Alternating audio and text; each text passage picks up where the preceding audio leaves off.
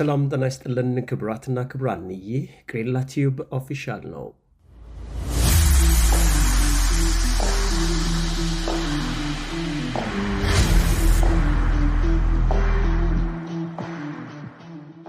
የ35ኛው ሳምንት የእንግሊዝ ፕሪሚየር ሊግ እንደተለመደው ሁሉ አርብ ዕለት ጀምሮ ነገ ሰኞ ይጠናቀቃል። አርሰናል ወደ ዋንጫው የሚያደርገውን ግስጋሴ ቀጥሎበታል። 22 ዓመታት ከዋንጫ የተነፋፈቁት መድፈኞቹ በ35ኛው ሳምንትም ወደ ድል ተመልሰዋል። ከተከታያቸው ማንቸስተር ሲቲ ያላቸውን የነጥብ ልዩነትም ወደ 6 ከፍ አድርጓል። የፔፕ ጋርዲዮላ ማንቸስተር ሲቲ 6 ነጥቦችን ሊያገኝ የሚችልበት 2 ጨዋታዎች አሉት። አንደኛው ዛሬ ሰኞ ከኤቨርተን ጋር የሚያደርገው ይሆናል።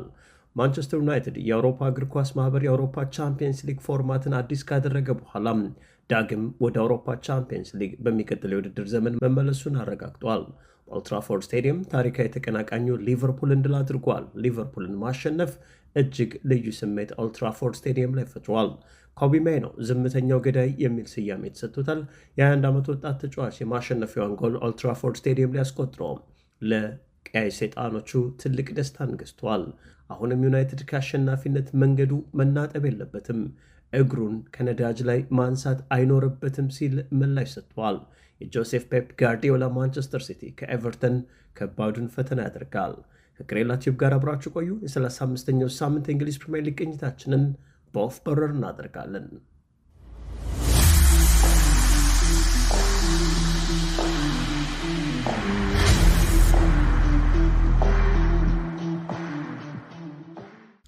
ፕሪሚየር ሊጉ የ35ኛው ሳምንት መርሃ ግብሩን ኤላንድ ሮድ ስቴዲየም ላይ ሊድስ ዩናይትድን ከበርንሌ በማገናኘት ጀምረዋል። በውጤቱም ባለሜዳዎቹ ሊድስ ዩናይትዶች 3-1 ማሸነፍ ችሏል። ሊድስ ዩናይትድ ጨዋታውን 3-1 ሲያሸንፍ አንቷን ሳች፣ ኖሃ ኦኮፎር እና እንዲሁም ደግሞ ዶሚኒክ ካልበርት ሉዊን ለባለሜዳዎቹ አስቆጥረዋል። በርንሌ በጨዋታው ከተሸናፊነት ባያመልጥም ጎል ሳያስቆጥር ከመውጣት የዳነበትን አጋጣሚ ቶሾና ማስቆጠር ችሏል። ይህንን ውጤት ተከትሎ ሊድስ ዩናይትድ ከ35 ጨዋታዎች 43ኛ ነጥቡን መሰብሰብ ችሏል። የአሸናፊነት ቁጥሩንም ወደ 10 ጨዋታ ከፍ አድርጓል። 13 ጨዋታ ላይ አቻ ሲወጣም በ12 ጨዋታ ሽንፈት ገጥሞታል። በ43 ነጥብ 14ኛ ደረጃ ላይ ተቀምጦ ይገኛል። ተጋጣሚው በርንሌ ይህንን ሽንፈት ተከትሎ በ2025/26 የእንግሊዝ ፕሪሚየር ሊግ የውድድር ዘመን የገጠመውን ሽንፈት ቁጥር ወደ 23 ከፍ አድርጓል። 4 ጨዋታዎች ብቻ ያሸነፈው በርንሌ በ2025/26 የእንግሊዝ ፕሪሚየር ሊግ 35ኛ ሳምንት ጉዞ 23ኛ ሽንፈቱን አስመዝግበዋል። በርንሌ እስካሁን 4 ጨዋታ ብቻ ነው ማሸነፍ የቻለው። በ8 አቻ ወጥቷል። 20 ነጥቦችን ሰብስቦ 19ኛ ደረጃ ላይ ተቀምጧል። መሰናበቱንም ያረጋገጠ ሆኗል።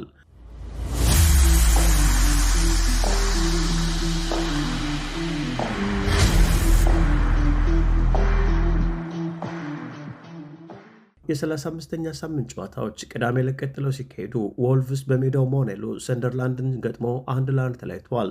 ኒውካስል በሴንት ጄምስ ፓርክ ስቴዲየም ብራይተንን አስተናግዶ 3-1 በሆነ ውጤት አሸንፏል። ዊል ኦሱላ፣ ዳን በርን እንዲሁም ደግሞ ሃርቪ ባርንስ ጎሎቹን ለባለሜዳዎቹ ኒውካስሎች አስቆጥረዋል። ሂንሽሉድ ብቸኛዋን የብራይተን ኤንድ ሆቭ አልቢዮን ጎል ማስቆጠር የቻለበትን አጋጣሚ ፈጥሯል። ይሄ ጨዋታ መጠናቀቁን ተከትሎም ብራይተን ኤንድ ሆቭ አልቢዮን በ50 ነጥብ 8ኛ ደረጃ ላይ ሲቀመጥ ኒውካስል ዩናይትድ ጨዋታውን ማሸነፍና 3 ነጥቦች መሰብሰብ ቢችልም 45 ነጥቦችን ይዞ 13ኛ ደረጃ ላይ እንዲቀመጥ ሆኗል። ቅዳሜ ዕለት በተደረጉ ሌሎች ጨዋታዎች ብሬንፎርድ ከዌስትሃም ያደረጉት ጨዋታ 3-0 በንቦቹ አሸናፊነት ተጠናቋል። ኤምሬትስ ስቴዲየም ላይ አርሰናል ፉልሃምን ገጥሞ 3-0 በሆነ ውጤት አሸንፏል። አርሰናል ይህን ጨዋታ 3-0 ማሸነፉን ተከትሎ በደረጃ ሰንጠረዡ ተከታዩ ማንቸስተር ሲቲ ጨዋታውን ከማድረጉ አስቀድሞ ያለውን የነጥብ ልዩነት ወደ 6 ያሰፋበት አጋጣሚ ፈጥሯል። በ9 በ40 እና በ45ኛው ደቂቃ ላይ ጎሎች አስቆጥሯል። ቪክቶር ዮኬሬሽ 2 ጎሎች ሲያስቆጥር ቡካዮ ሳካም 1 ጎል አስቆጥሮ ጨዋታውን በመጀመሪያው 45 ደቂቃ ገሎት ጣፋጯን 3 ነጥብ ይዞ ወጥቷል። የአርሰናሎቹ አሰልጣኝ ሚካኤል አርቴታ ጨዋታው እጹብ ነበረ፣ ልጆቼ ያሳዩት አልሸነፍ ባይነትና ውጤት ፈላጊነት ያኮራል፣ እስከ ውድድር ዘመኑ ማብቂያ ድረስ በዚሁ ፍጥነት እንቀጥላለን ሲል ለተጫዋቾች ያለውን አድናቆት ሰጥቷል። አርሰናል ከ2003-2004 የውድድር ዘመን በኋላ ዳግም ወደ እንግሊዝ ፕሪምየር ሊግ እየቀረበ ያለበት ሲዝን ሆኖ ተመዝግቧል። ቀሪዎቹን 3 ጨዋታዎች ማሸነፍ የሚችል ከሆነና የማንቸስተር ሲቲ ሁኔታን ግምት ውስጥ በማስገባት ምናልባትም መድፈኞቹ ከ22 ዓመታት በኋላ ዳግም የናፈቁት የእንግሊዝ ፕሪምየር ሊግ ዋንጫን ወደ ቤታቸው የሚመልሱት ይሆናል ተብሏል። ለዚህ ዝግጁ ነን፣ የተሻለንን እናደርጋለን ሲል ሚካኤል አርቴታ ሀሳቡን ሰጥቷል።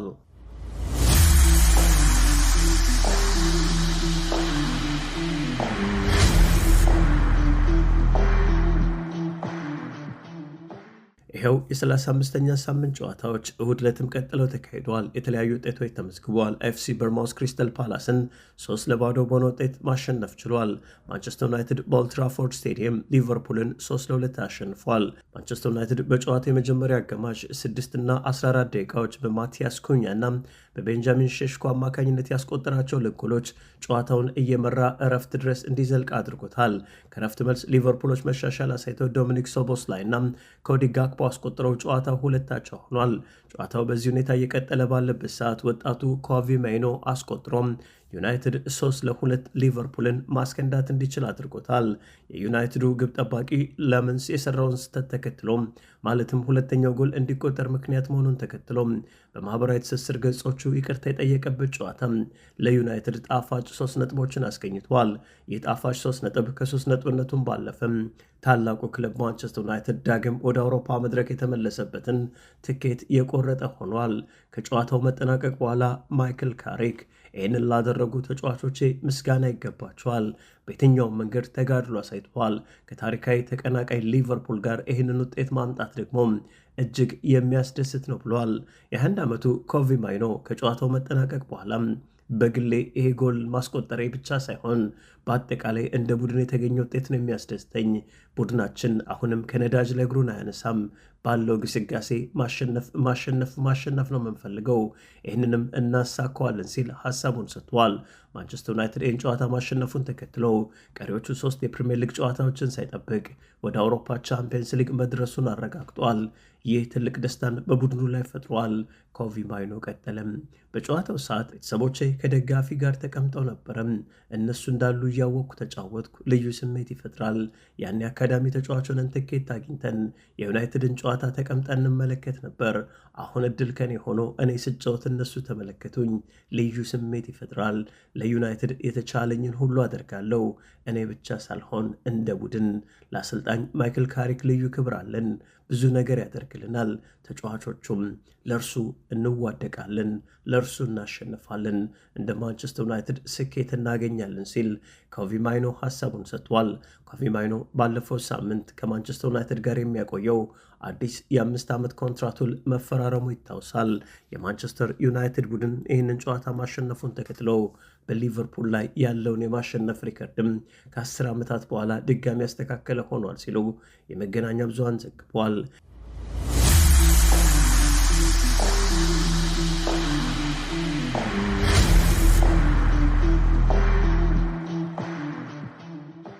የ35ኛው ሳምንት የእንግሊዝ ፕሪምየር ሊግ ሌላውና ተጠባቂ የነበረ ጨዋታ ቶተንሃም ሆትስፐር ወደ ቪላ ፓርክ ስቴዲየም ሄዶ ያደረገው ጨዋታ ነበረ።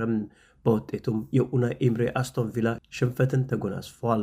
ጋላገሩና ሪቻርልሰን ያስቆጠሩት ጎል እንግዳዎቹን ቶተንሃሞች 2-0 እንዲመሩ አስችሏቸዋል። ኤሚሊያኖ ቡንዲያ መደበኛው 90 ደቂቃ ተጠናቆ ተጨማሪው 6ኛ ደቂቃ ላይ ለአስቶን ቪላዎች ጎል ቢያስቆጥርም ቪላዎችን ሊረዳ አልቻለም። በሽንፈት ጨዋታው እንዲያጠናቀቁ ሆኗል። ቶተንሃም ሆትስፐር ይህን ጨዋታ ማሸነፉን ተከትሎም በደረጃ ሰንጠረዡ ላይ ያለውን ነጥብ 37 በማድረስ አሁንም ከዌስትሃም በ1 ነጥብ ከፍ ብሎ ወራጅ ሰፈር ይገኛል። ቢሆንም ግን ለመትረፍ አሁንም ተስፋ አለው የሚሉ አስተያየቶች ጎልተው እየተሰጡ ይገኛሉ።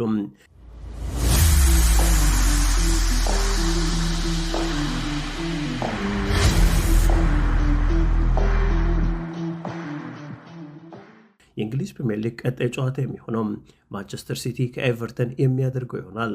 ማንቸስተር ሲቲ ከኤቨርተን የሚያደርጉት ይህ ጨዋታ ሰኞ ምሽት 4 ሰዓት ላይ ይደረጋል። ጉዲሰን ፓርክ ላይ የሚደረገውን ጨዋታ ሲቲዎች የማሸነፍና ማሸነፍ እድል ይዘው ብቻ የሚገቡ ይሆናል። በዚህ ጨዋታ ሲቲ ነጥብ የሚጥል ከሆነም በቀሪዎቹ ጨዋታ ታሳቢ ቢደረግም አርሰናል የእንግሊዝ ፕሪምየር ሊግን የግሉ የሚያደርግበት አጋጣሚው የሰፋ ይሆንለታል። በ35ኛው ሳምንት ውድድር የእንግሊዝ ፕሪምየር ሊግ ጨዋታዎች የማንቸስተር ሲቲን ውጤት ሳያጠቃልል አርሰናል በ76 ነጥብ ሊጉን ይመራል። በ35 ሳምንታት ጉዞ 23 ድል፣ 7 አቻ፣ 5 ሽንፈት አስተናግዷል። 67 ጎሎች በተጋጣሚ መረብ ሲያስቆጥር 26 ጎሎች ተቆጥረውበት 41 የግብ ክፍያ ይዟል። ማንቸስተር ሲቲ ሁለት ተስተካካይ ጨዋታ በእጁ ያለው በ33 ሳምንታት ጉዞ 70 ነጥቦችን ሰብስቧል። 21 ጨዋታ ድል ሲያደርግ 7 አቻ ወጥቶ 5 ተሸንፏል። 66 ሲያስቆጥር 29 ተቆጥሮበት 37 ንጹህ ግቦችን ይዟል። አሁንም የፕሪሚየር ሊጉ ሻምፒዮንነት ትንቅንቅ እስከ መጨረሻው የሚቀጥል ሆኗል።